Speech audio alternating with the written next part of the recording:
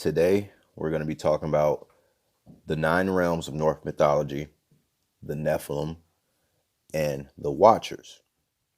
Now, we know that fallen angel is never actually used in the Bible or the Aramaic scriptures. They do refer to the falling and the descent, though. The Bible states that all angels are sinless but created with free will. And with this free will, if they choose to sin, comes great consequences.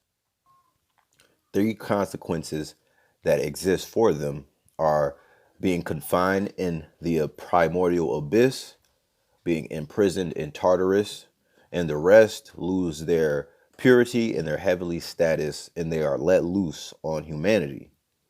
Now, are fallen angels demons? According to the Christian belief, yes, but in the Bible, they don't actually call them that. It isn't till the first Enoch. The book of Enoch goes into great details about demons, which occurred around 300 BC.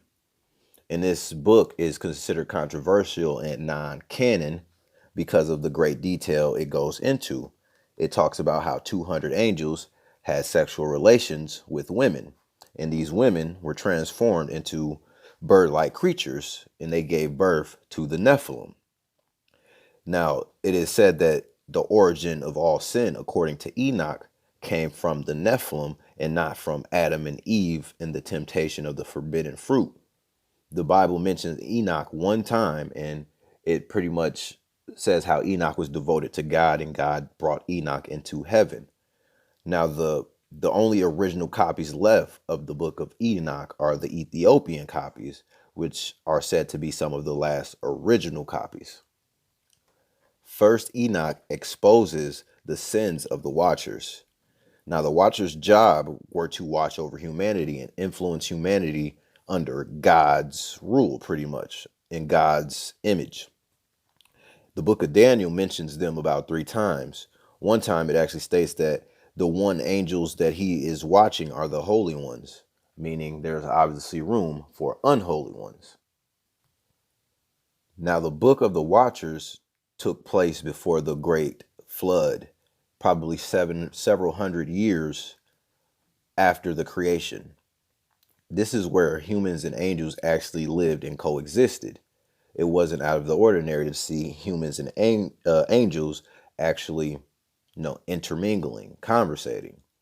It wasn't until Yakan, who was the first watcher to actually feel the lustful emotions, presented his plan to Samyaza, who later presented the plan to the other watchers, and the other watchers actually agreed into conspiring to have sexual activities with the women, pretty much to birth their own children from these women. They were so devoted to the plan that they even swore an oath to face the consequences together in a union.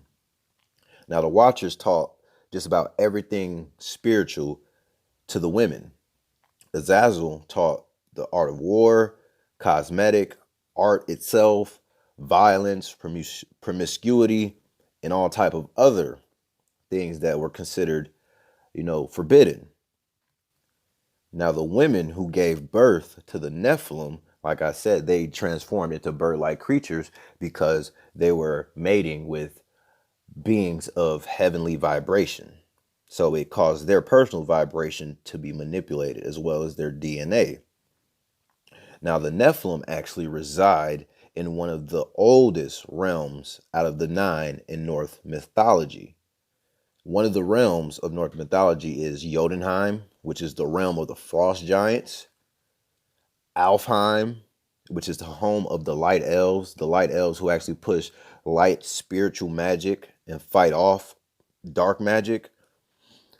Alfheim, which is the home of the light elves, like I just said. Vanheim, which is the home of the Vanir, which is another family of Norse gods. They actually went to war with the Asgardians before, and the conflict was resolved. Then you have, like I said, Niflheim, one of the oldest, which is the realm of primordial land, ice, mist, and snow. So it's the primordial lands of ice, mist, and snow. In between these realms is Midgard, where we reside. After that is Muspelheim. Now, Muspelheim is the primordial realm of fire, where the fire giants live. If you've heard the story about the war between Surtur and Enlil, you'll know that the Anunnaki supposed god Enlil, made it with and stole Surtur's wife, causing a huge conflict between the two, and eventually leading the other pantheon of Anunnaki gods to banish Enlil to inner Earth. Now, it is believed that when Admiral Byrd flew over the opening in Antarctica and flew in it, he met with the beings of inner Earth, and he met with pretty much Enlil himself, and he learned a lot about the origins of the planet and a lot about what resides in Antarctica and a lot about the people and the beings of inner Earth. Another realm is Svartalfheim. This is the realm of the dwarves of magic and craftsmanship. It is said that this is the realm where all the weapons of the gods are created, such as Thor's hammer and Odin's spear. Then you have Helheim, which is the land of the dead. And the Greeks called this realm Hel, Hel, and it wasn't until it was Romanized to become a place of actual brimstone and fire. So this realm in the Greeks version was a continuation of consciousness. Now, you also have Vanir. This is the realm of the dark elves who practice dark magic, who drain the life force of living creatures around them in order for their magic to be strengthened and fortified, in order for their magic to work.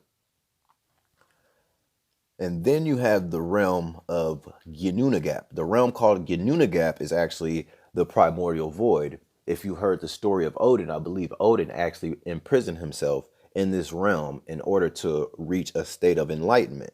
He imprisoned himself in this realm for quite some time, and he ended up eventually reaching his enlightenment through his death and rebirth. Now, the book of Numbers actually described the Nephilim as about 450 feet tall.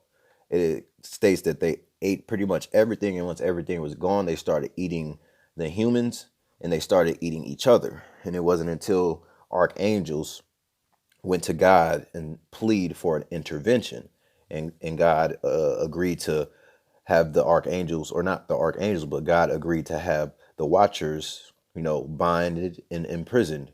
He stated that they should bind Samyaza and all of the Watchers for 70 generations in the valleys of earth until the day of judgment. They ordered that Azazel be bound by hands and feet in the desert and throw a mountain on top of him and cover his face.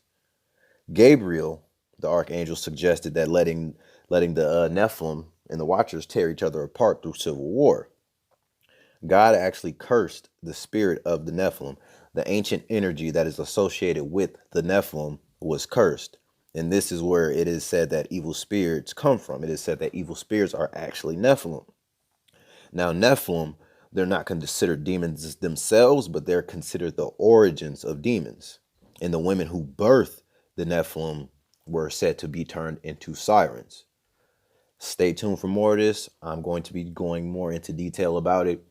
Like, subscribe, follow, be kind, be respectful of others, and yeah, hopefully everybody learns something from this. And I'm gonna keep dropping these videos, and I'm gonna keep doing the unthinkable. Appreciate all of y'all.